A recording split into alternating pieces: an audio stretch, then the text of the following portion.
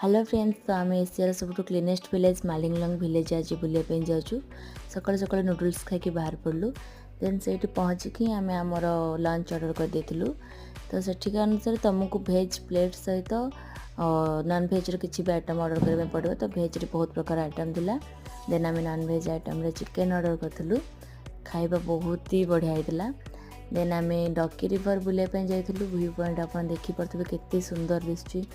तो जी भी केबे आसाम जाउछंती ये प्लेसटा जमी भी विजिट करेंगे।